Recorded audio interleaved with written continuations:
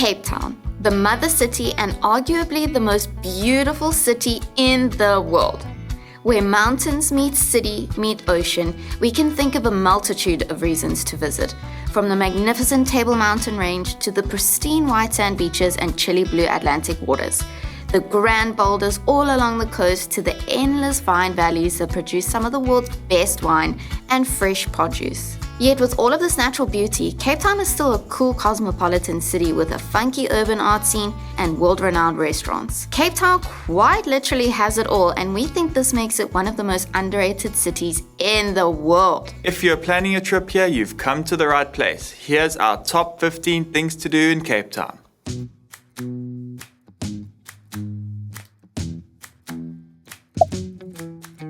This should be number 1 on your list. Head to Boulders Beach in Simonstown to see the African penguins. There are 2 parts, the penguin viewpoint of the main colony, and then 100 meters to the right is Boulders Beach, where you can potentially swim with the penguins if they're in the area. You just have to come here if you're ever in Cape Town. It's just a short 40-minute drive, and if you've got time, you can head to Cape Point Nature Reserve afterwards. But more on that activity later on in this video. Next on the list, you cannot come to Cape Town without doing a hike. Arguably the best one here, welcome to Lion's Head.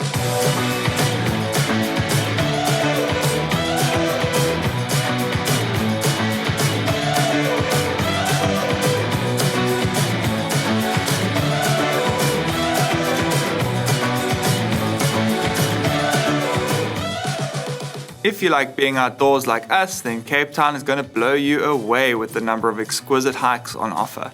Some of our favorites include Lion's Head, Table Mountain, Constantia Neck, and the Pipe Trail. All hikes in Cape Town have free entry, and there's a hike for everyone of all ages and athletic ability. Probably the most popular activity to do in Cape Town is the cableway up to the top of Table Mountain. Welcome to the top of Table Mountain National Park. We're on the very top of Table Mountain. Look, the cableway, it's so incredible. And if you're ever in Cape Town, this is like the number 1 thing you have to do here. Table Mountain has been named one of the natural wonders of the world, and it's named Table Mountain not only because of the shape of the landform itself, but also because of the tablecloth of clouds that cover it ever so often. If you're feeling active, you can hike up Table Mountain for lunch and then take the cableway down to save your knees from sure death. The hike takes around 3 hours up and the cable car is less than 10 minutes long. Some of these activities are sponsored by Smart Pass Cape Town. Head over to capetownpass.com to purchase your pass for when you're in Cape Town.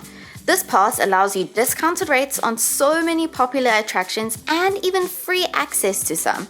The pass also comes with a free mobile app download to help you plan your trip better.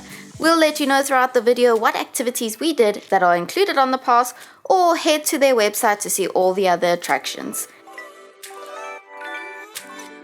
Once a Malaysian, Indian, and Indonesian slaves quarter, now a vibrant, colorful neighborhood filled with local faces, food, and Cape Malay culture.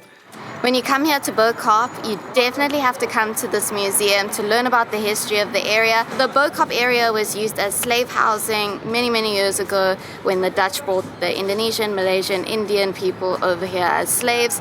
All of these houses used to be white and they couldn't change the colors during the slave era. But then once the slaves were freed and they were given their freedom, everyone painted these houses different colors. And I just think it's a beautiful symbol of freedom, and you should definitely come here and take photos, but also definitely come to the museum. It's not expensive and it's free on the Cape Town Pass. P.S. Please be careful of your belongings and ignore anyone that comes up to you. Next up is something we actually recommend you do as soon as you get to Cape Town, and that is the Red Bus Tour. Not only does this bus tour help you get acquainted with the city, but it's also going to be your main source of transportation around the city and to many of the activities. You can buy tickets online for approximately 400 Rand and then head to the V&A Waterfront Aquarium for the main bus station. The bus tour has over 30 stops and takes you to over 50 of Cape Town's top attractions. Buses are scheduled to stop at regular intervals where you will have plenty of time to uncover the city's treasures. So whether you want to jump off and take a quick scenic pic at Table Mountain or visit Rhett, the oldest wine estate in South Africa, you have the flexibility to do so. Tip for this one, bring sunscreen and a hat.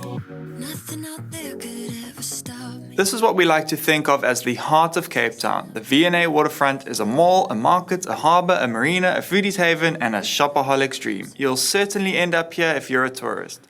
It's where you catch the red bus tour, catch your helicopter ride or your boat ride. There is even the Cape Wheel here, which will give you a 360-degree view of the city. We personally can recommend eating African food at Karibu and then catching the Sunset Champagne Cruise, which is included in the Cape Town Pass. This is just so much fun. We've got our champers now. The sun is just set behind me. It's beautiful. We're actually doing this in the winter, so it's really cold, but they give you ponchos to keep warm. But this is just such an awesome experience. We've already seen seals, penguins, and we saw a shark. And we might be able to see whales if we're lucky, because it is whale season. Oh my gosh. But do suggest that you do this probably in the summer or the spring when it's not too cold and you can like have a bathing suit on and you can just lay here and bathe in the sun. It's awesome. I love it. Once you've finished up with your cruise, you can do the Cape Wheel at night. It's so beautiful.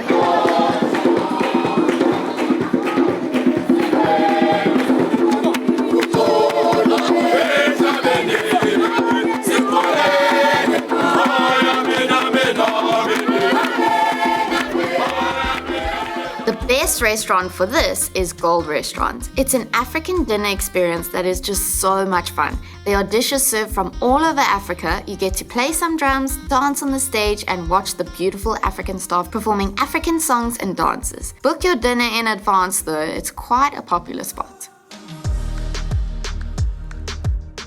Speaking of food, we South Africans love our food. And because Cape Town is such a hot pot of cultures, this means you can find just about any cuisine here.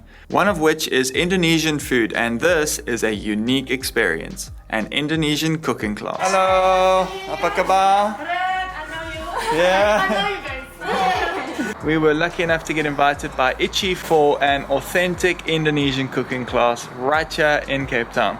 If you would like to do this cooking class, the details for it will be in the description. You'll just have to go on her Instagram, message her directly and ask when the next class is happening. You can choose to visit the different types of restaurants all over the city, or you can do what we're doing today and cook it all yourself.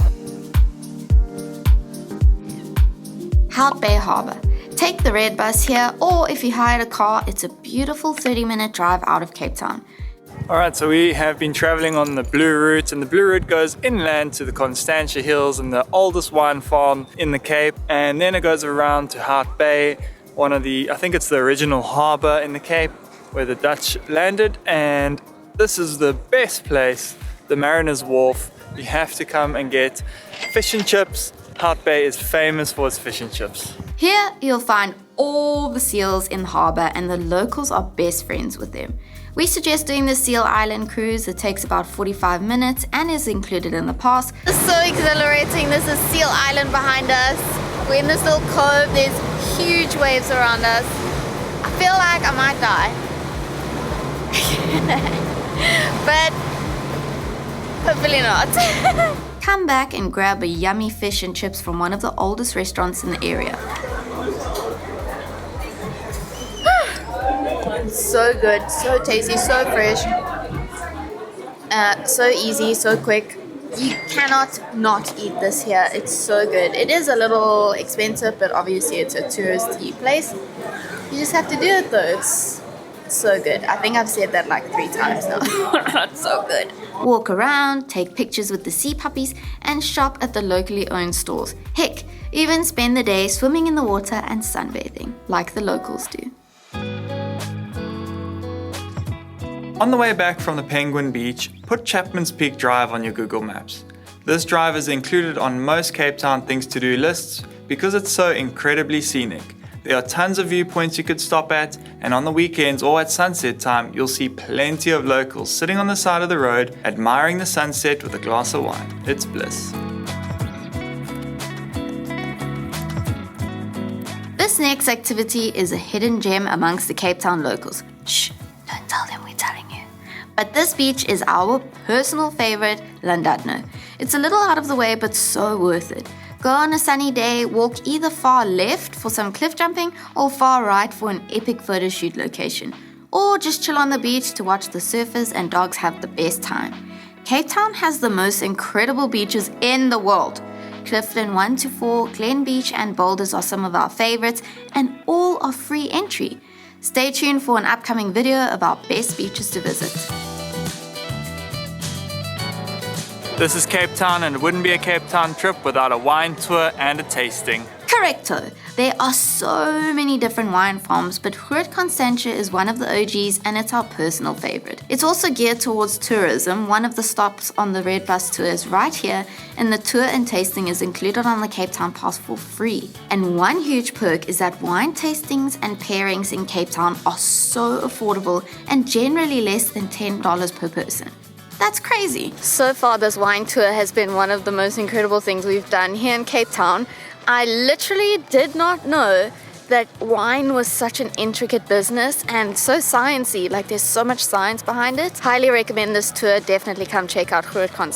And just to add, this wine is extremely popular, has been for decades. Napoleon, one of the great French generals of our time, used to order his wine here specifically from Rhett. He ordered 30 bottles every single month. It's crazy. Once you've done your first wine tasting experience, you're guaranteed to be addicted. Good luck. Oh my gosh, sorry, we had some wine tasting now, so we're a bit giddy.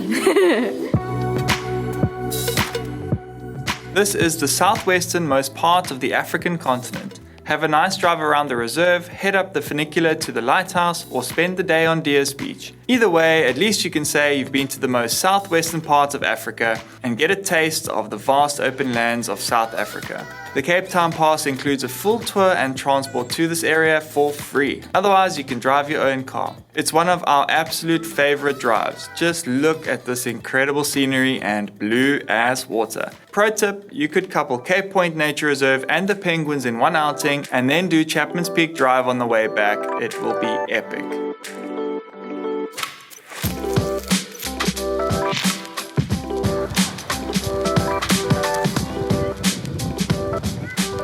This is something we did nearly every day when we lived in Sea Point. There is just such a vibe on the promenade.